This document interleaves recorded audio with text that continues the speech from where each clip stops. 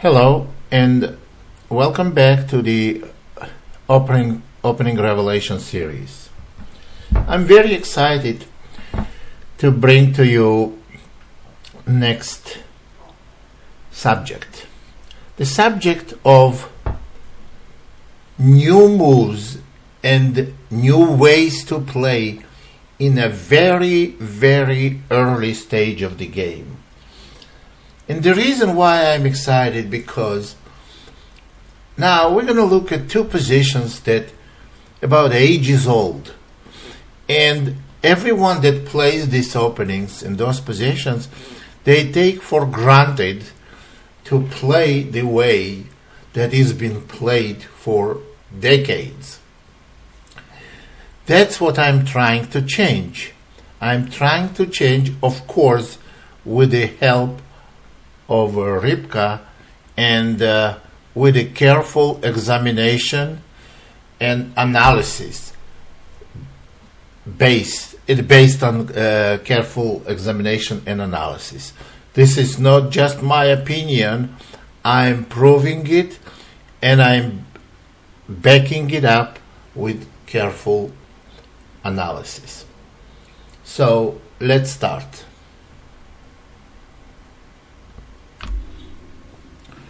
We will discuss, first case will be Giuco piano,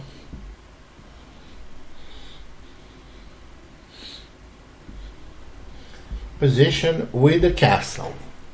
Now, after castling, it's very well known that the best move is knight f6, and by far most common move knight f6.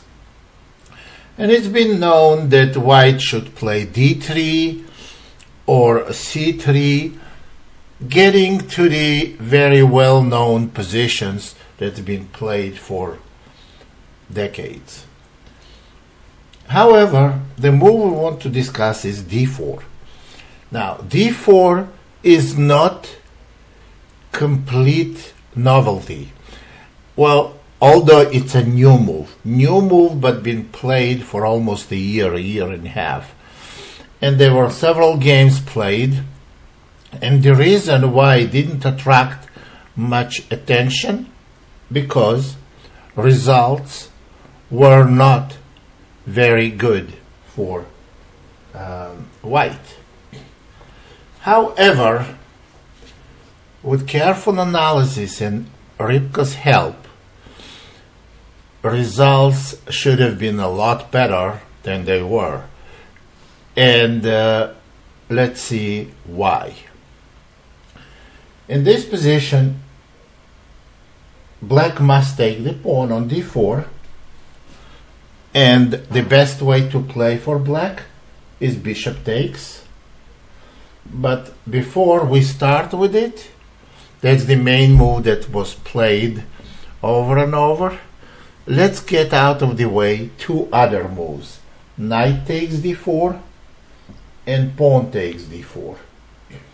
Knight takes d4 we can denounce real quickly after knight takes e5 and f7 pawn hangs. After castling, white simply has a serious advantage. They can go bishop g5, they can go knight c3. White is doing very well. Simple advantage.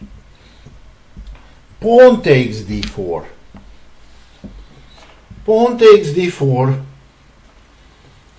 is not, we are not going to analyze now, because that will lead to very well-known positions that has been carefully analyzed over the years, and the final evaluation, white has some advantage. So the move we want to analyze is the main move, which is bishop takes d4, and it's been played by strong players, and black did very well. Black did very well but white did not play almost in any of the games, including the game that white won. I think white won on reasonable level only one game. And included that game, what white didn't play the best. Knight takes d4. And now black has to take back with the knight.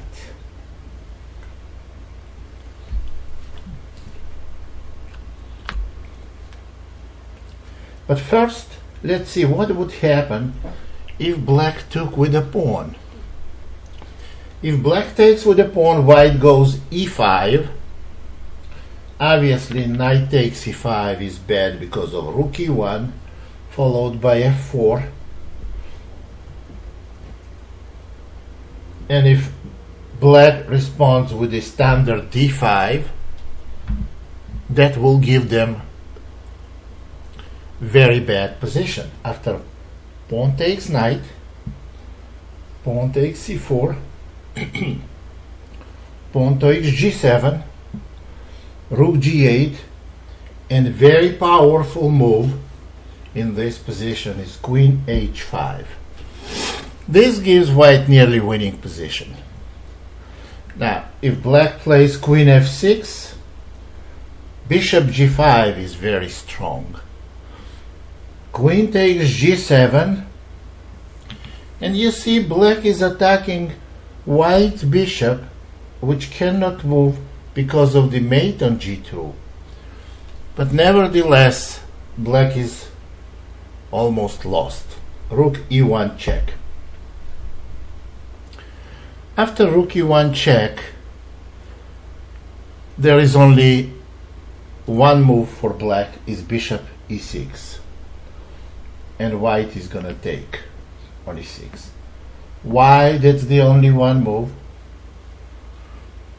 Because if king f8, bishop h6, knight e5 will be met by f4 with devastating results. So that leaves bishop e6, rook takes e6, and king d7. And looks like black may be okay because rook is hanging, bishop is hanging, and potentially g2 is hanging. But after rook takes c6, white simply maintains material advantage and nearly winning position. What would happen is after b takes c, they already have two minor pieces for rook. All they have to do is not to lose bishop. So they play queen h3 check, protecting g2 pawn, followed by bishop f4, and white is going to have winning position. Same thing is going to happen on king takes c6, queen f3 check, protecting g2 pawn, and bishop is going to move to f4. So that's why this is bad continuation for black. And I gotta mention one more move in this position. Instead of queen f6, black may try rook takes g7, but then still rook e1 check, and now black is forced to play knight e7 because king f8, bishop h6, and on bishop e6 rook will take on e6. So knight e7 is forced, and after knight a3, let's quickly summarize the situation. White is only one pawn down. They're going to get it back very next move. And what about the position? Black has no safe way for their king. They're going to lose the pawn, and they have lots of problems that are very difficult to solve. Keep in mind, bishop e6 will always be met by rook takes e6. That's what makes queen h5 move so powerful. Now that we got these both captures, on d4 out of the way, let's talk about the main move, which is bishop takes d4. Bishop takes d4 after e4, e5, knight f3, knight c6, bishop c4, bishop c5, castle, knight f6, d4. Now bishop takes d4, knight takes d4, and knight takes d4. Finally we got to the key position of whole variation. In every game that was played was f4, d6, fe, de, and now bishop g5. And without a doubt, the best move, and that was played by black in every game, and also suggested by Rybka for black, is queen e7. There is almost no other way to play for black. The only other move that black may play, bishop e6, but this move does not have independent value, because on queen e7 white would play knight a3 and bishop e6. It's a simple transposition, and that's how it was played in every game. So let's play queen e7, knight a3, bishop e6. That's the game that white lost. Now, someone who follows theory, they see the game that was convincingly won by black, so there is no reason that why they wouldn't go for it. And that's exactly what happened in Movsesian-Leko game. After queen e7, c3, well, in this position was c3, and I already mentioned that black can do it two different ways. They can start with bishop e6, and on knight e3, by far best move, queen e7, or they can start with queen e7, white would go c3, and on bishop e6, knight a3. This is identical position. And now bishop c4 was played. Bishop takes c4, bishop takes f6, pawn takes f6, knight takes c4.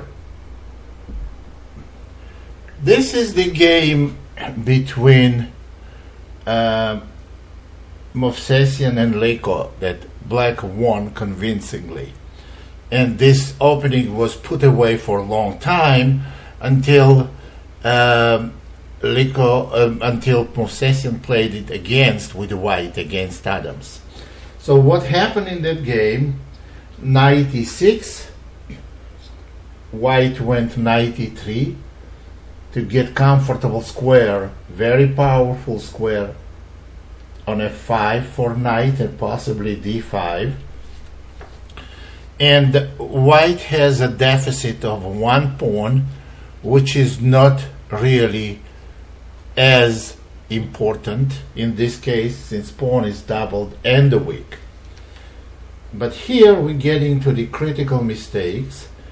After knight e3, queen c5, and queen e1 was played by Movsesian. This is a bad move. And let me explain you why. That helps. White has sacrificed the pawn, and they have uncomfortable king's position and weaknesses on f-file and potentially knight f5. So why don't we create more problems for black. Why don't we make their life more difficult? On queen c5, queen e1 was a mistake, because what happened in the game, castle, king h1, and here g3 should have been played. It still may be okay for white. But the main mistake was queen e1. Correct move is queen d2 to disallow castling long. Now if black plays rook d8, then we're gonna go queen f2, and this will be position that I really like very much. Possible knight f5, on the rook d3, maybe knight d5, and I think white has an advantage, and serious one too. So this is one mistake was played, queen e1, and after castle black is doing very well. That turned to black's advantage. Now let's look at different continuations.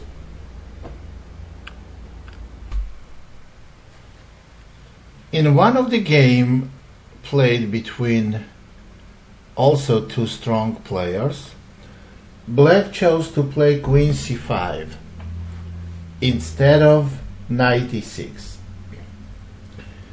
Now, queen c5 was played, and black again got very good positions.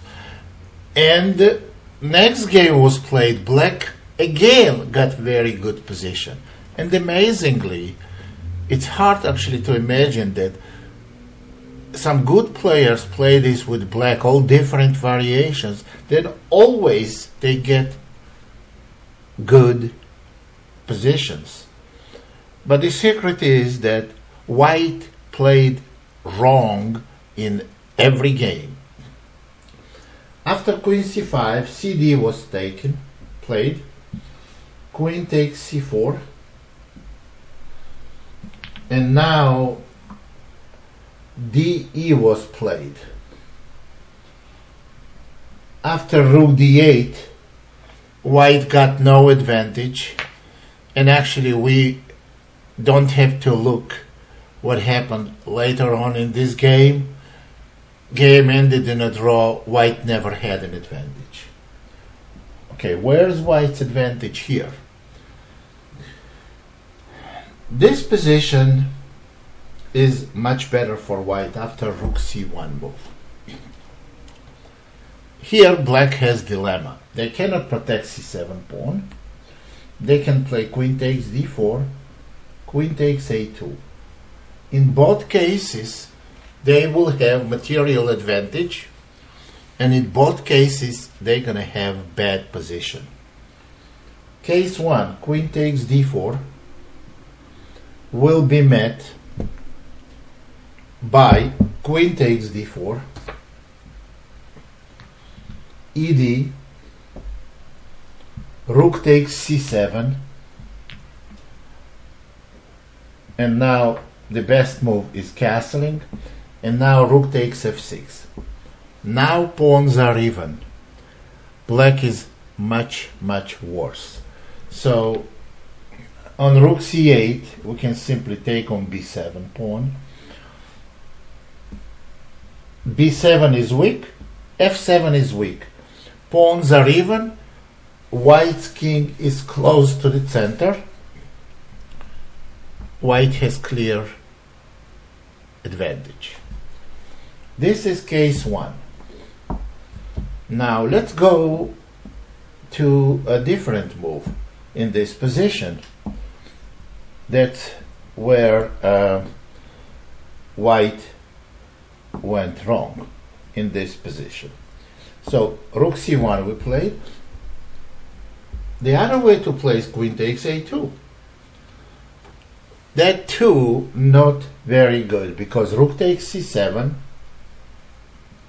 queen takes b2, rook takes f6. Very, very difficult position for black. Even if they try to go to the end game, position remains very difficult for them. Two rooks on a 7th rank,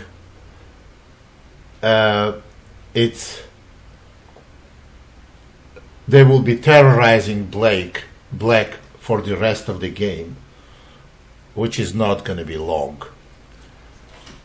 Very bad position for black.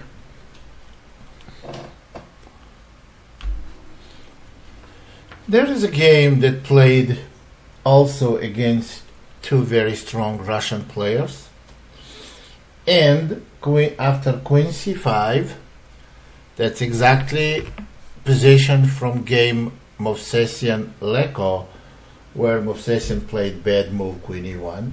Queen d2 was played there, and we mentioned it. This is necessary move to prevent black from castling long. And now after rook d8, white played in this position queen to e2. It's not a bad move, but I like better, and so is Rybka, queen f2, giving white some advantage. And here is the possible variation: rook g8, king h1, rook g6, now simply rook a d1. See, white doesn't have to make some very aggressive plays here. Black has practically no material advantage. One pawn, which is a double pawn on f file, and white's knight has a lot better future for d5 or f5 squares. Rook d1, it's a quiet move, and on queen b6, simply go g3, prevent potentials of black's knight on f4, and after rook takes d1, it's possible variation, and on king f8, we can simply go queen e2. Now let's evaluate this position. Black's king will never be safe. If they go to g7, knight f5 will be terrorizing this king. And that's how you evaluate position. Now, what does black have? Black have extra pawn and totally discoordinated pieces. Rook on g6 has only one function: to protect the f6 pawn. Knight on e6 does not have any reasonably good square. The only good thing that it does guards the d8 square from white's rook's penetration. And queen on b6, it's also very hard to determine what it does.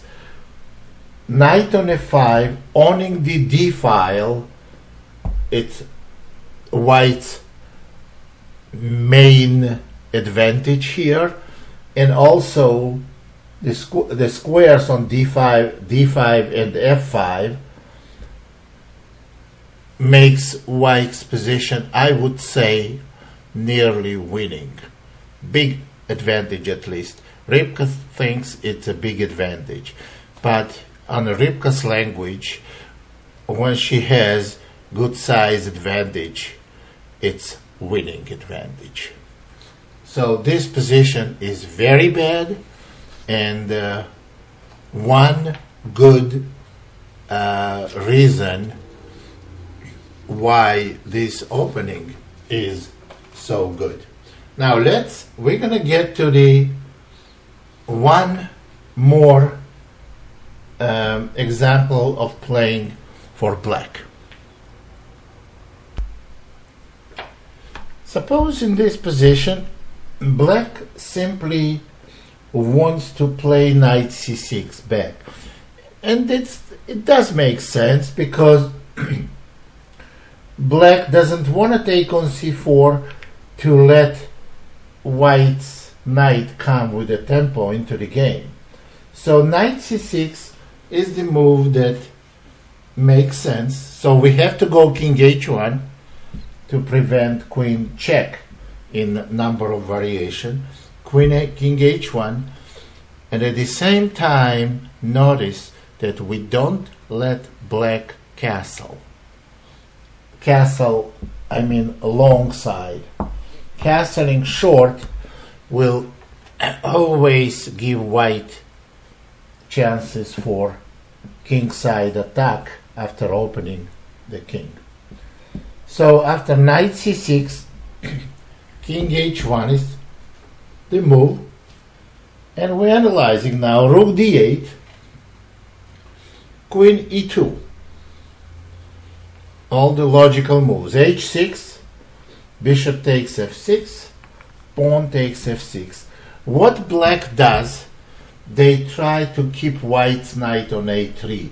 They don't take on c4 to let knight come into the game and to the weak squares, as I already mentioned.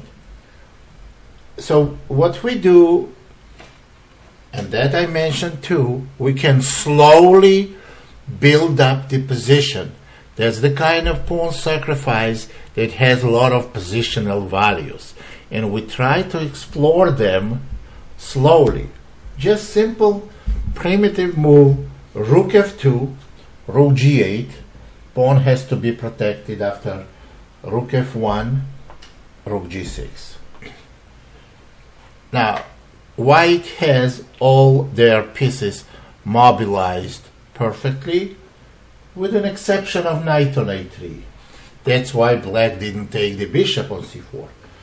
Now, in this position, we should go knight c2, and on king f8, knight e3,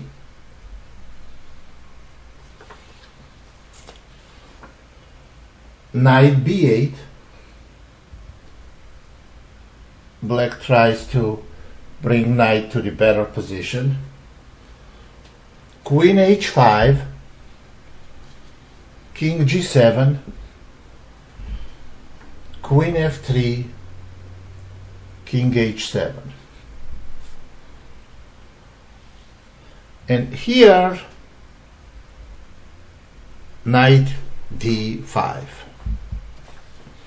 This is the game between Movsesian and Adams.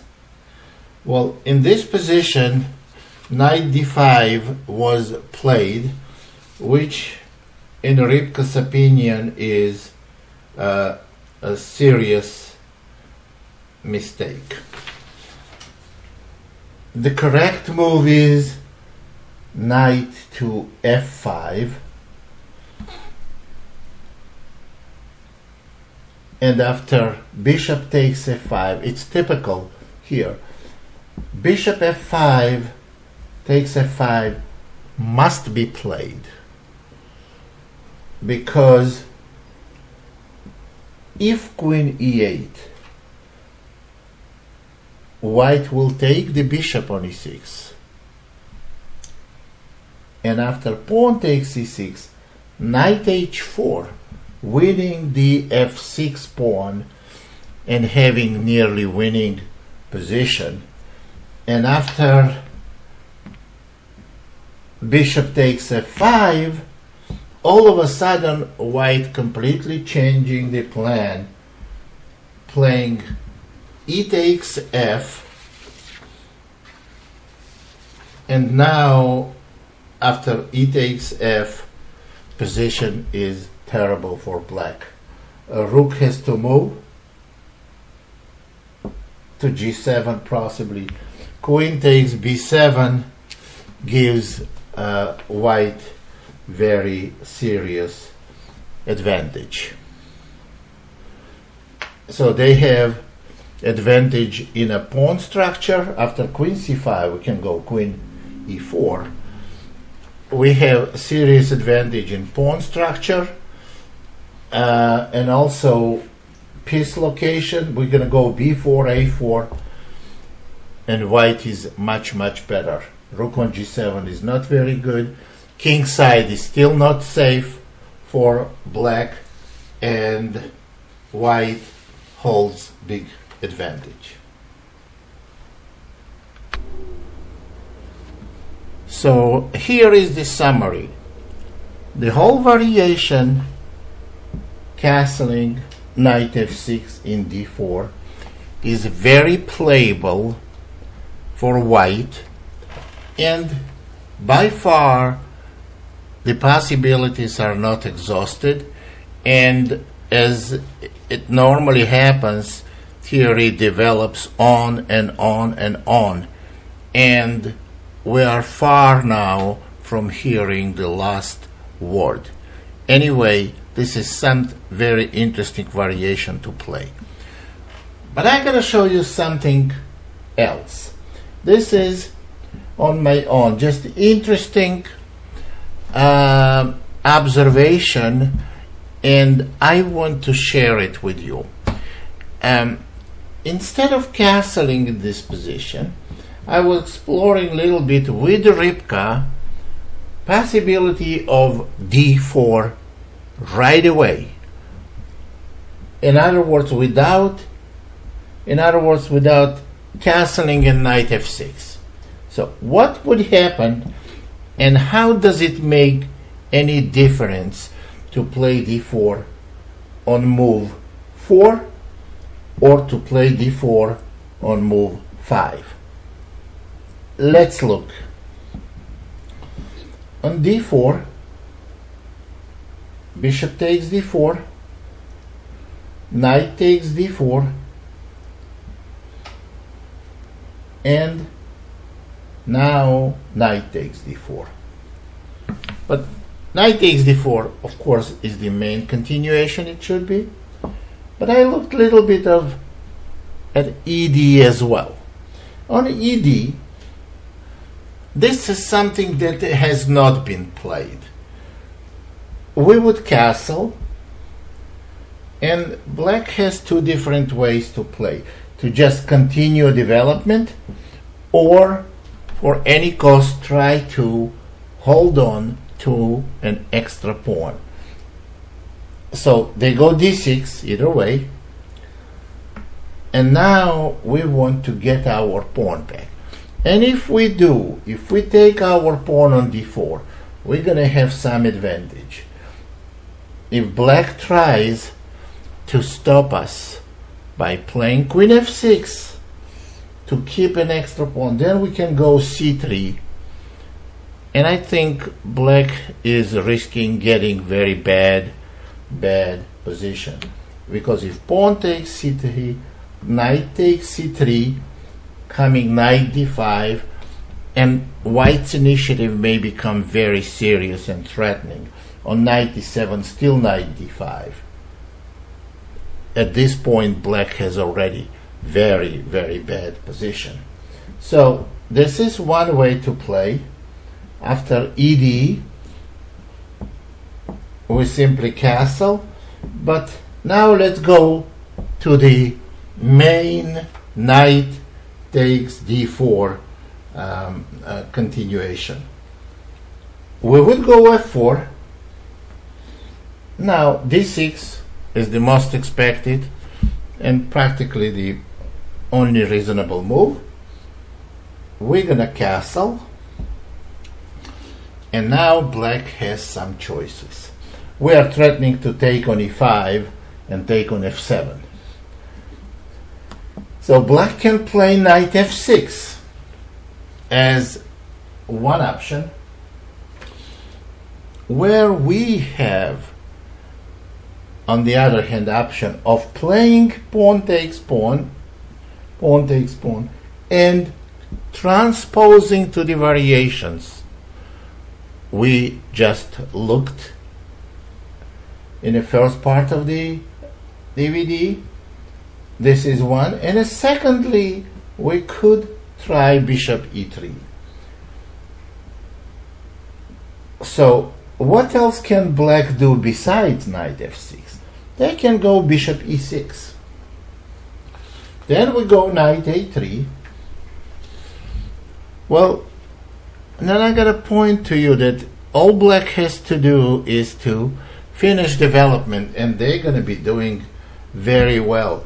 And actually, after knight a3, black may go queen e7. It's a good defensive move, because in case white plays c3 and knight c6, they want to have support for the bishop on e6. Besides, queen e7 is a part of development, because black may want to consider castling long. And actually, I looked at this position together with Rybka, and I saw that white can get some good position, and then Rybka's incredible touch just confirmed that. Bishop e3. Let's suppose bishop takes c4, knight takes c4, and knight c6. I believe white has an initiative here, but Rybka convincingly proved it. Queen g4, and now g6. Looks like black is perfectly safe, but after f takes e, black has two continuations: pawn takes and knight takes. Let's see what would happen if pawn takes. You're gonna see some incredible tactics by Rybka here that proves that black's position is very bad. Rook a d1, and after knight f6, rook takes f6. This is very powerful. Queen takes f6, queen d7 check, king f8, bishop h6, king g8, queen takes c7.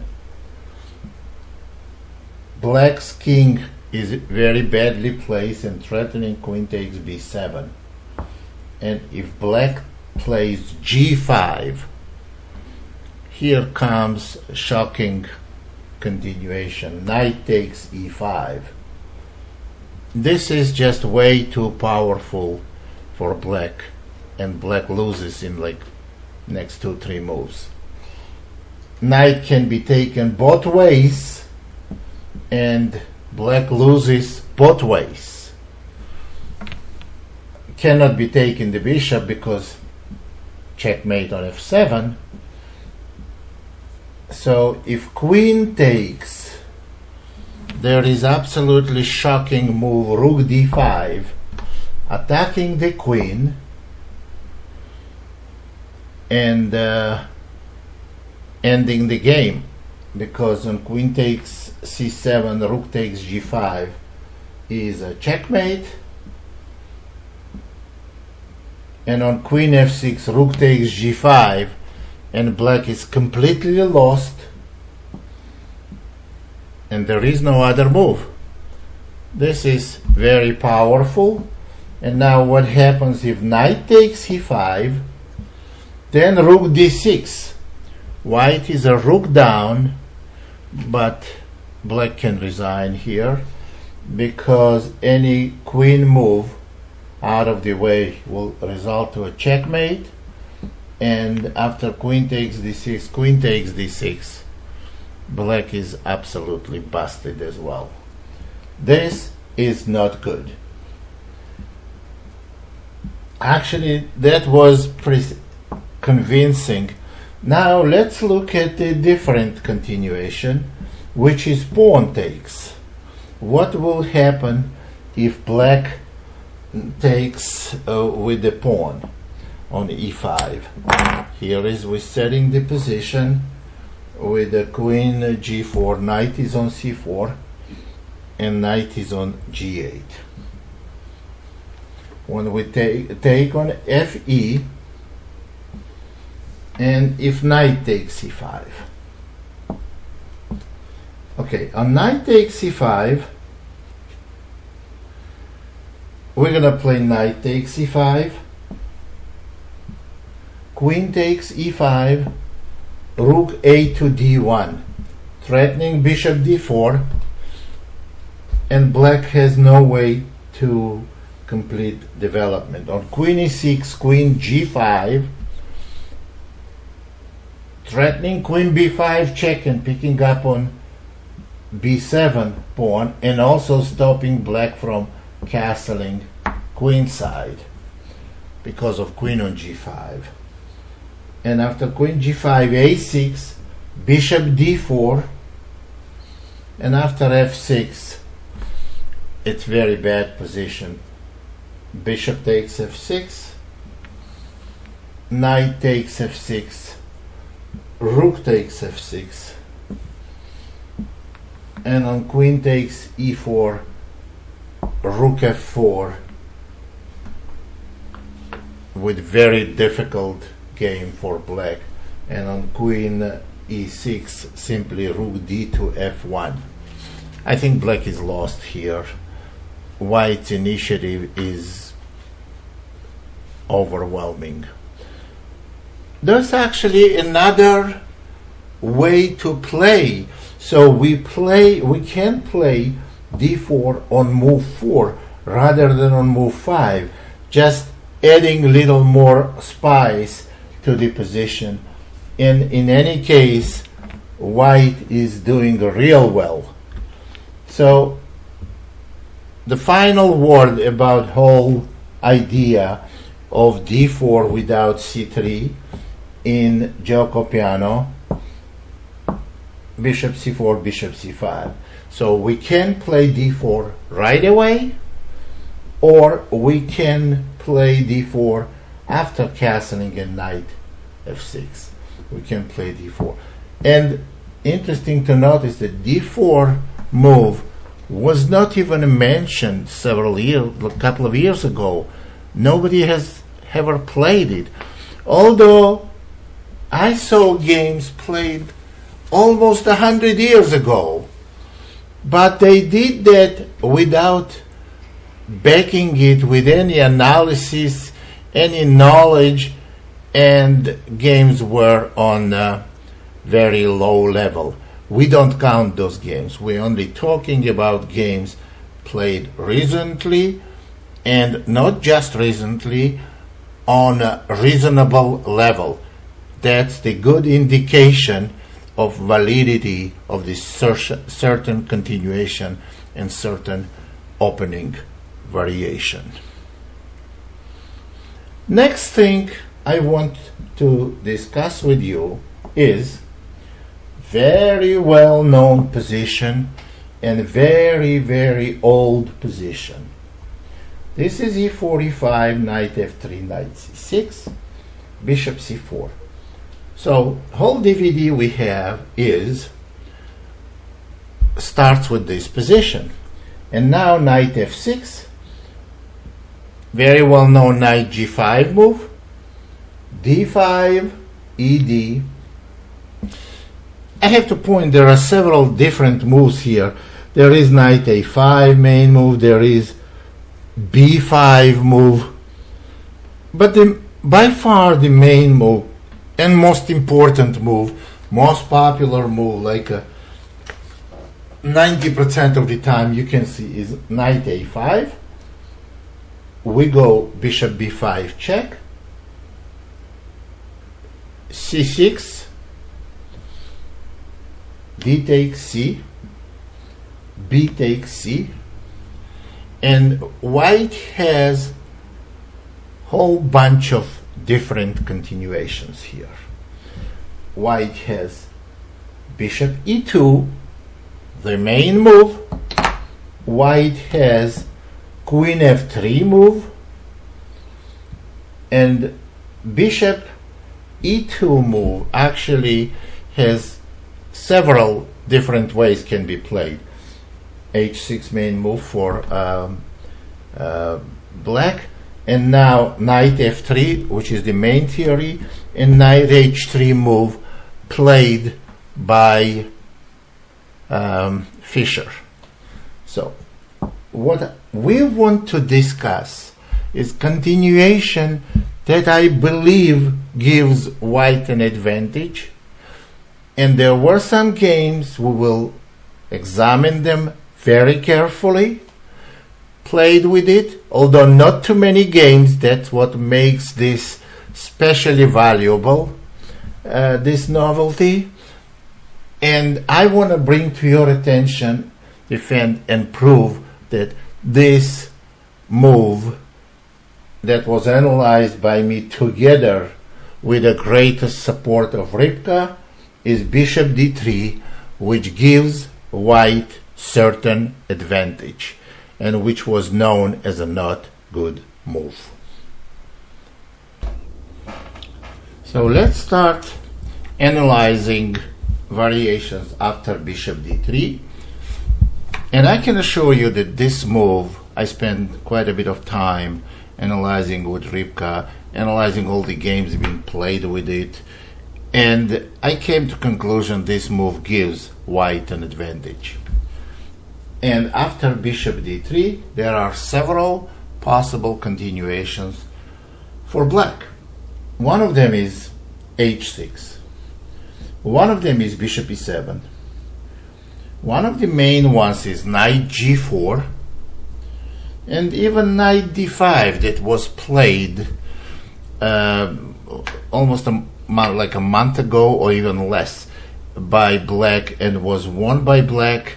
But if black did well in any game where result was good for them, white went wrong. And it's, I have to tell you, unless you analyze it properly, this position, this start position, unless you play very precisely, it's easy to get bad position with white.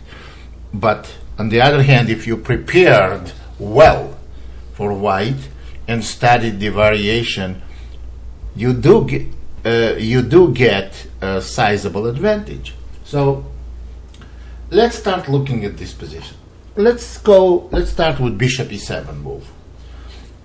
White castles, black castles, knight c3 and h6.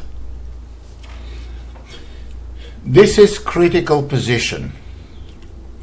Actually, the critical question, and it's very important question. You know, when you have knight on g5 cannot stand for very long. Knight has to be retreated. In one case, it will go to e4. In some other cases, it will go to f3. And it's very important not to make mistake about it.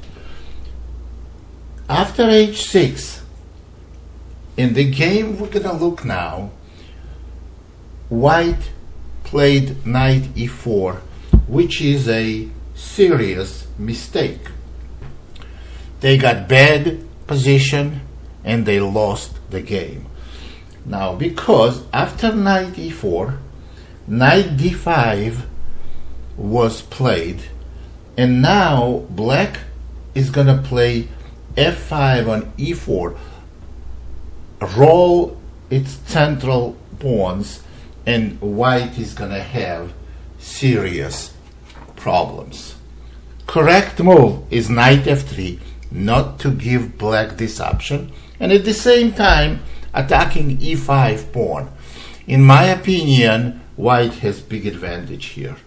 For example, on knight f3, pawn has to be protected, and if bishop d6, rook e1, rook e8, and now I would go h3, move recommended by Rybka, who normally doesn't like to make prophylactic move without a need. So h3 is played to stop bishop g4, and after, well, h3 is recommended, And after h3, if black goes knight d5, white will play knight e4, hitting the bishop on d6, and f5 will clearly favor white, because they're gonna take on d6, and now they're gonna retreat the bishop on f1, followed by d3, and they have very solid position with extra pawn, maybe later go g3 and bishop g2, since e4 does not give black desirable results, and white doesn't have to move the knight because the rook on e8 is not protected, and after d3 white has serious advantage. So, and what is going to happen if black moves bishop to c7? Now they still want to go f5 and e4, but then white plays knight g4, and they control f5 square. f5 cannot be played, and in the future, as you can see from some different examples, white may play bishop f5, exchanging light square bishops, and go d3, and then black will have absolutely no compensation, especially with the knight on a5, terribly placed piece. So this is one game example where black did well. Black actually did very well, but white's bad play takes credit for black's good result. So now let's look at a different game played also with bishop e7 move in this position. White played knight c3 here. This move also can be played. In the first example we saw castle, castling, and castling. Now we transpose to the same position. And in this position h6 was played, and white made correct move, knight f3. White played correct move because much stronger player played who understood the ideas of this opening. Morozevich was playing, very famous grandmaster. Bishop g4 was playing by Karyakin, another strong player. h3, bishop h5, and bishop e2 was played by Morozevich. I don't like this move, and neither is Rybka. Rybka likes rook e1 and proves that white has very, very serious advantage. Attacking e5 pawn, threatening rook takes e5, controlling all pieces on the fifth rank. And after rook e1, knight d7 has to be played, and this is logical. Now black wants to go f5, and they will have very dangerous initiative. But after knight d7, bishop f5 is very strong. Now white is threatening bishop takes d7 and take the e5 pawn. And after bishop f5, rook e8, white simply plays d3. And you see, that's how you should play. You should stop immediate pawn storm by black, like f5 and e4. So in this position, after d3, white is almost winning. Now on g6, of course, we can go bishop g4, or maybe even bishop takes d7, but bishop g4 is nearly winning. And if in this position black plays bishop d6, then white can go g4, having absolutely winning position after bishop g6. Bishop takes, pawn takes, knight e4, having very good position. with extra pawn, well, I would say it's automatically winning position. So that's how even strongest players can make a mistake. And here Morozevich definitely made a mistake playing in this position bishop e2 instead of rook e1. Rook e1 was very, very strong move.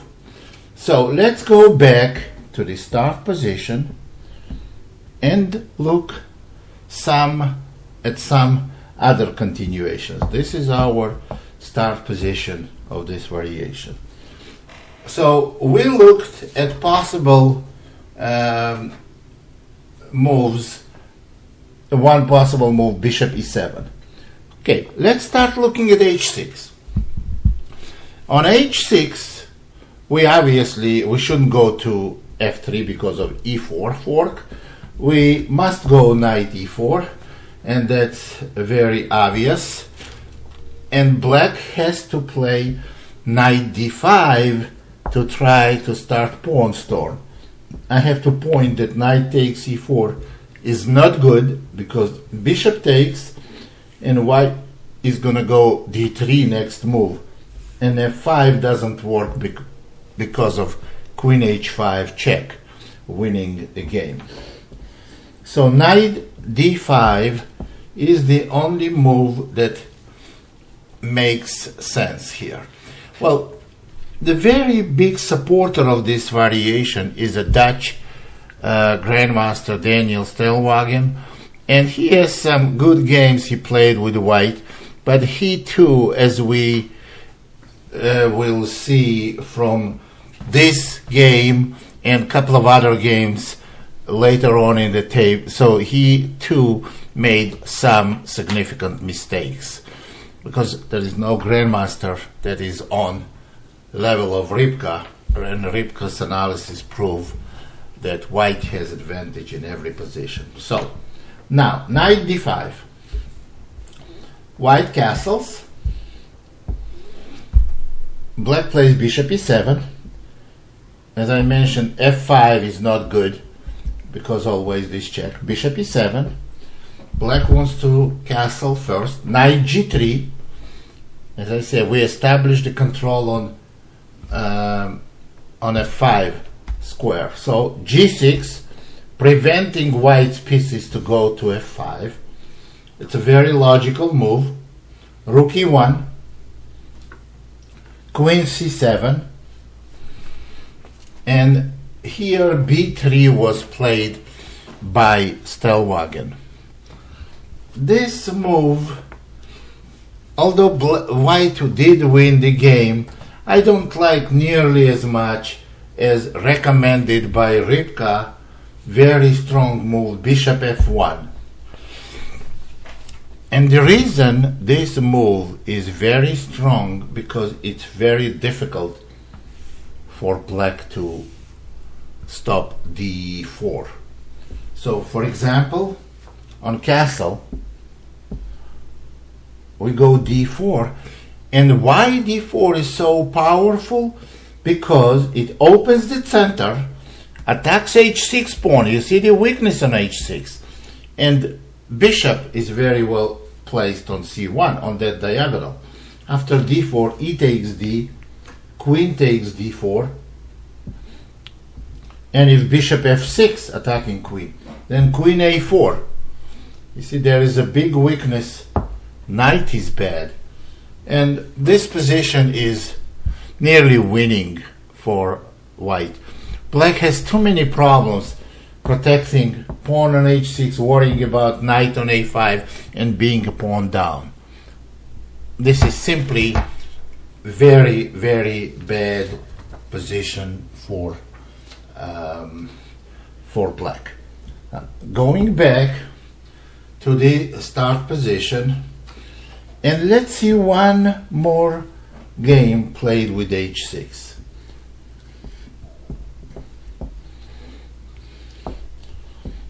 Getting to the original position of the variation, and there is another game played with h6,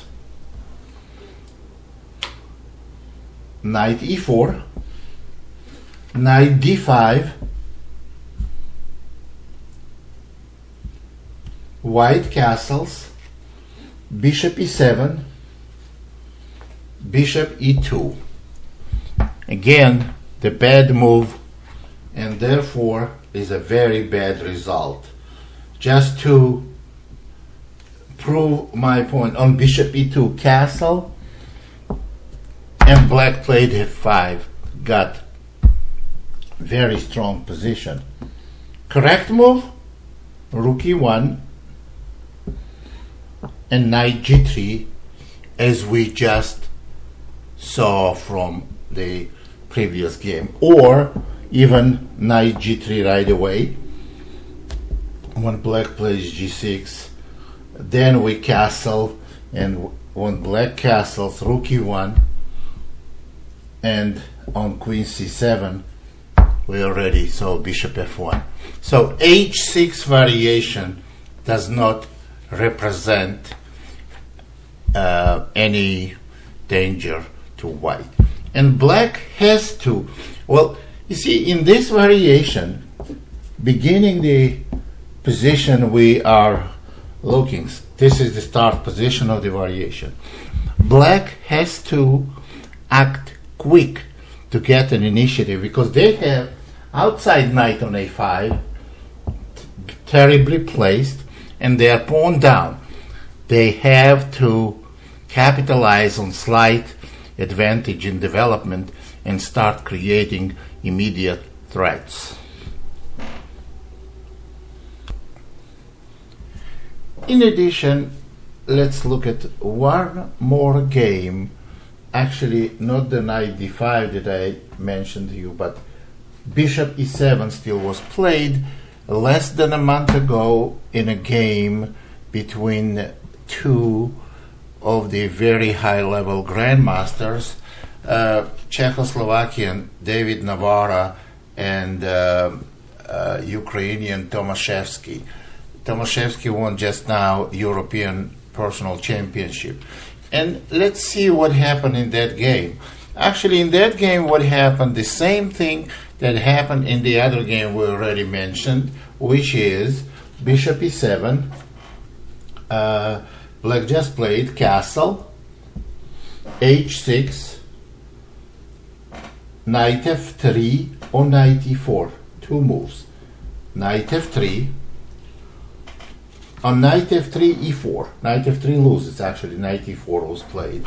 Knight d5, knight g3, correct move, g6, rook e1 and queen c7. We already looked at that position. It's sometimes what amazes me, that game like this was played. Position is nearly losing for black. However, black plays it again, and the second time white fails to find the correct plan, and white lost this game. Actually, David Navara lost this game. He played in this position a3, which is not that bad, with idea of b4. We go a little more with this game, but I want to show you what should have been done. We already mentioned we had this position. Bishop f1 is a very powerful move with the idea of d4. Black is going to have to castle eventually, and d4 is going to open the center.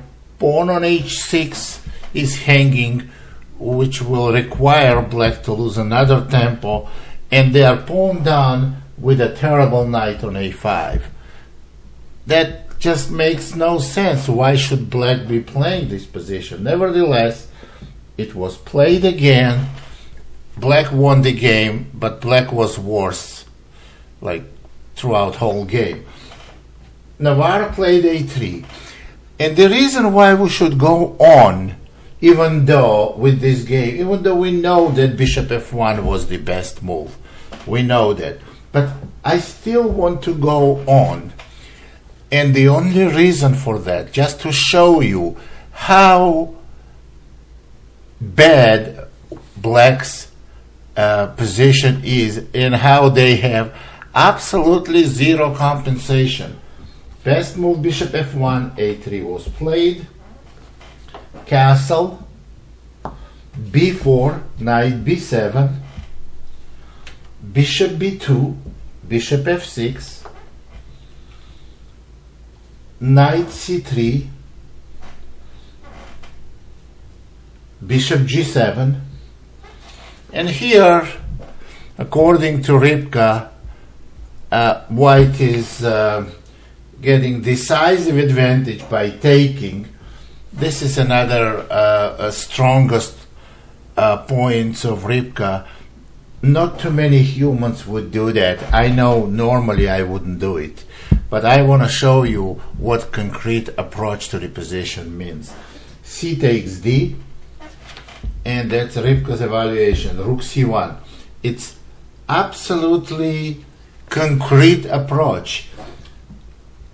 Normally you wouldn't want to take the knight on d5 and give black very powerful center, but rook c1 preparing c4, and black is not doing well because there is bishop on c8.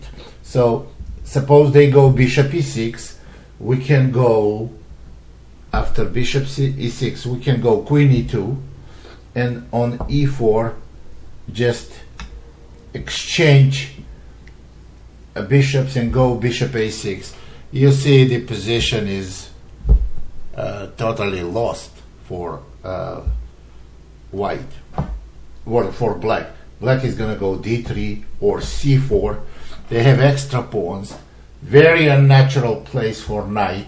King on g7 is not placed well, and all white's pieces working together. d3 and c4, as I mentioned. Also f3. Black has zero compensation, and I think white has better position with extra pawn. So therefore they are totally winning. One other move has to be mentioned.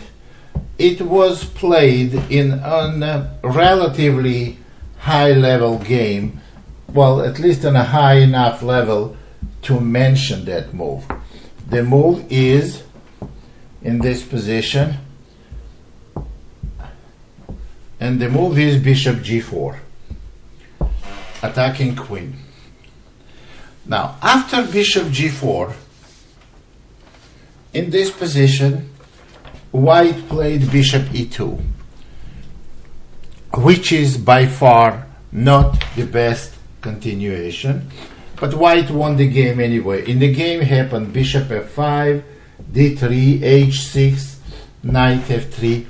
Black has little bit of space, more space, as a compensation for deficit of a pawn, which is not enough. However, white could have done even better. Here is the Rybka suggestion. f3, bishop h5, queen e2. Very original and powerful play. Knight d7, protecting the pawn, attacking the knight. Knight e4. f5 cannot be played because knight g3 attacks two targets. And after knight e4, bishop e7, knight f2, very strong move. And you will see the idea. Castle, knight f2, stops f5 again, and after castle, here is what white will do here. It's actually very thematic to see how white gets slowly winning position. Bishop g6, bishop takes g6, pawn takes g6, and bishop, there is knight here on b1, and bishop will be developed on b2. b3 is played, knight b7. b3 also totally cuts off the a5 knight play, from the game. Knight b7, bishop b2, knight bc5, knight a3, getting very nice outpost for the knight on c4. And after knight e6, we could go knight d3 here, but knight c4 is stronger. And after knight f4, queen f1, I would say that black is totally lost. Now, here's the reason why. Outpost on c4 is very strong for the knight. Black does not have a pawn on b file or d file to attack this knight. The f4 knight is the only stronghold by the black, will be exchanged by knight d3 or knight h3, and black will have strategically bad position with a pawn down, not to mention white's potential attack with h4, h5, when black's attack with a5 can be stopped with a4. So white is unconditionally winning this position. So going back now, what do we have left? What we have left is probably the most controversial and, well, at least what was known, the best continuation for black, which is knight to g4 move in this position. Now, knight g4 move was played in a very famous game between Stellwagen, that's the Dutch grandmaster that I mentioned. He did a lot of work in this opening, but his work is very far from perfect. And we give you the perfect analysis of this position. So, knight g4 attacks the knight on g5, and white must play knight e4. f5, and it looks like black is going to be rolling, but no, bishop e2. Stellwagen played this game against another grandmaster, actually very strong grandmaster, and they were both very well, I know this for a fact, very well prepared for this game. Game ended in a draw for a wrong reason. Game ended in a draw, but white missed very powerful continuation, and we're going to show it to you. Bishop e2, h5 is the best move. Next several moves are absolutely best. h3, black must take on e4, because knight f6 makes no sense, because white can simply exchange, and h5 and f5 cannot be justified. F takes e, h takes g, and bishop c5. I have to point to you, I would be very skeptical playing this position for white. I think white's position at least looks very dangerous. But what is a danger in chess? Danger in chess, that means you may get killed or you may survive. But if it's calculated risk, and with Rybka's analysis, it's proven that it's not good for black. And that's how exactly happened in Stellwagen's game that we just mentioned. Bishop c5, and here white has two continuations. One is knight c3, that when I analyzed this position with Rybka for a long time, Rybka thought that this move gives serious advantage, and it doesn't. It doesn't because on knight c3, queen d4, and if white castles, black castles, white goes queen e1, black takes h takes g, and at first we thought d3 move gives good size advantage. The true evaluation of this position that white has very tiny edge, and we don't want to play like this for white. After d3, e takes d3, bishop takes d3 may be played, and now rook takes f2, rook takes f2 is bad because g3, queen takes f2, queen takes f2, rook takes f2, and g3. After possible knight e4, g takes f, and king f1, I don't think there is a need of going to long analysis.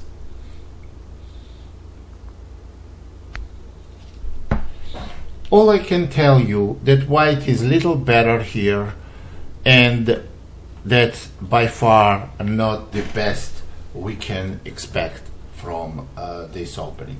Now let's go to the position where white has a lot stronger continuation.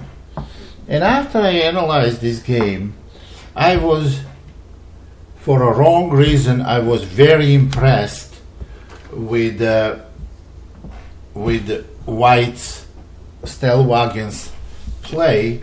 I was very impressed because he played b4 move. This is the best move for white, but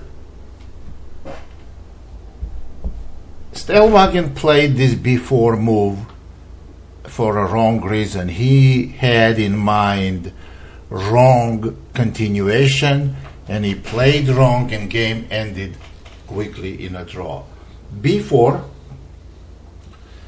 After b4, the only move black has is a queen d4.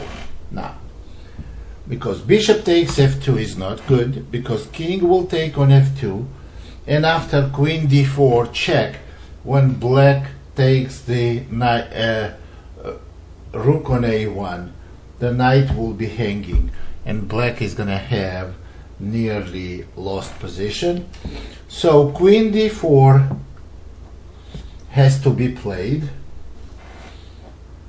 That's how it happened in a game. Pawn takes bishop. Now black cannot take on a1 because after knight c3 they have very bad position. So they have to make in between move, which is castling, threatening mate on f2. White has to castle. Queen takes a1, knight c3. This is the key position of whole variation. I can tell you this: if this position wasn't as good for white as it is, white has big advantage here. Then whole variation would have been very questionable for white. This is the key position, and I spent a lot of time with Rybka actually analyzing this position, and we came to conclusion that white has a big edge. Rybka recommends e3 as the best move, and actually that's exactly what happened in that game in Stellwagen's. We're going to show you where Stellwagen went wrong and game ended to a draw. e3, the idea of e3 move is to exchange rooks. Now, because if white takes, rooks will be exchanged. White cannot take with d pawn because knight is hanging. And if white takes on h5, that's what they have to do, then black is going to take on f2 and rooks will be exchanged. Now let me explain you why is it so important for black to exchange rooks. Because black may be in, for example, in a position like this, if this happens and the pieces are exchanged, black is in a grave danger of losing the queen. This rook is a very powerful piece. Those threats will remain forever. So there, according to Rybka, there is no other move than e3, and gh was played. That's two correct move. G takes, e takes f, rook takes f2, rook takes f2, king takes f2.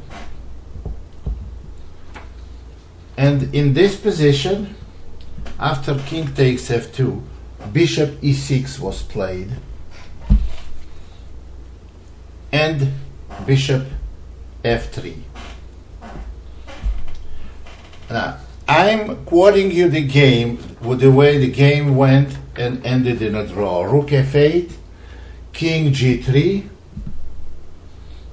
White has 2 pawns for exchange. Black played bishop takes a2, and game short after queen e1 shortly ended in a draw. So we don't, and based on Rybka's analysis, white has no advantage. But where could white divert from this position and get winning position? It's almost very hard to detect where white could play better and what shatters this evaluation.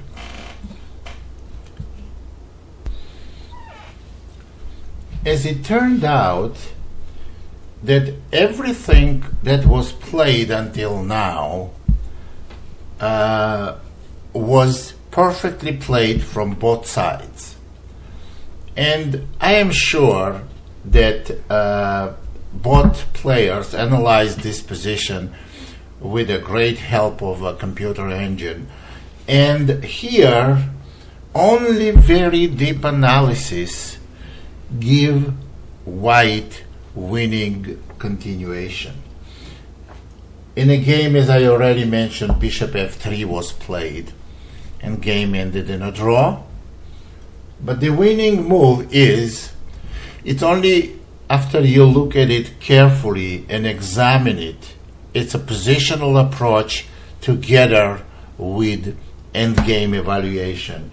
We came to conclusion that bishop a3, move that's suggested by Rybka, is nearly winning. So, and if we take in consideration that nowhere in the game black could have played better, and if they did something else, they would have had even a worse position,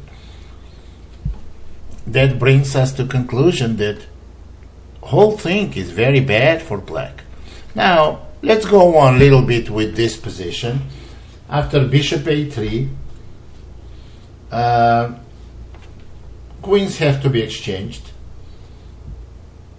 Bishop takes d1, rook f8 check, or black could have played rook f8 check first and white would have went king g3, which is just simply the changing move order, transposing to the same position. And if rook f1, then we simply go bishop e2, but possible continuation is g6. I show you what happens in both cases. After g6, we go d3, gh, bishop takes h5, rook b8, bishop f3, king f7, king f2. Let's talk about this position. You see material equality here. Black is, in my opinion, absolutely lost.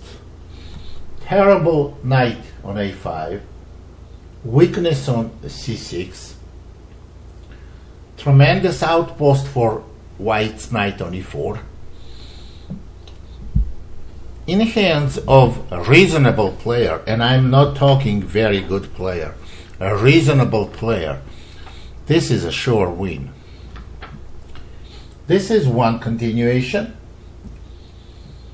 The other possible option for black is to play rook to f1.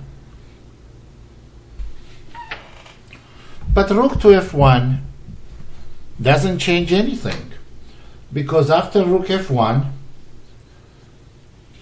white simply plays d3, the same plan.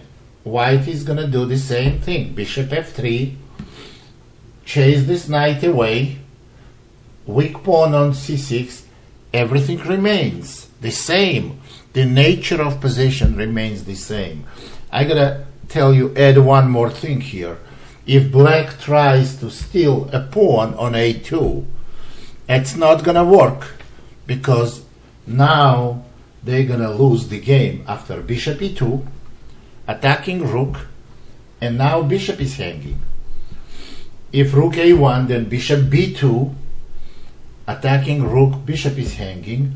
And if rook goes rook e1, then king f2, and on rook h1, you see white will not take the bishop because rook a1 move. So white wins here. After bishop b4, black simply can resign, they lose another piece. If black cannot steal a pawn, if they cannot win the a2 pawn, then rook f1 makes no sense. It absolutely produces no result. If there is no result in rook f1 and white wants to do this, d3, knight f3, bishop f3, knight e4, potentially weakness, terrible knight, and king f2, king e3, and pushing pawns. Well, black exchanging the h pawn, white's h pawn on g pawn, doesn't change anything. The position and pawn structure here is very static, and position, well, Rybka gives clear advantage to white, and I would say, because human approach here is very helpful, because in static positions it's okay to suggest, give clearer evaluation than computer engines do. In my opinion, white is simply winning. And this is all about this opening variation. So the summary. I want to bring you the summary. Here is what I want to tell you. To round up everything about this opening, about this two-knight defense and knight g5 variation, which you can hardly see today in a tournament chess, has been shattered for white. Now, with the help of Rybka, I'm bringing it back. And I can tell you, after knight g5, d5, ed, knight a5, this position is clearly better for white after bishop d3. The couple of other things that we didn't cover on this DVD, because they have nothing to do with this variation, is on knight g5 there is a bishop c5 move. There's a well-known move, does not have a great reputation for black. You can find some games that's something you have to do on your own. It has nothing to do with the variation we're introducing to you today. And the other continuation is d5 ed, knight takes d5, which called after knight takes f7. By the way, white does not have to do that. It's a fried liver attack. This is something you have to do research on your own, because it's unrelated to the concrete variation I'm proposing and suggesting. And finally, the third move, which is not very strong, knight a5, bishop b5, is bishop d7 move. And after queen e2, it's well known that black does not have compensation for sacrificed pawn. And summary is this: white, in the main continuations and in well-formed opinion that after bishop b5, c6, d takes c, b takes c, this position is evaluated in theory as a good position for black, which is at least equal. We now kind of refuting it with bishop d3 move, and I can make clear statement that after bishop d3, black has to look for new ways for any compensation here, if there is any. So now I am suggesting you play this variation, and you should have very good results if you play both in two knights defense, the pawn sacrifice, and the Giuco piano, accepting pawn sacrifice.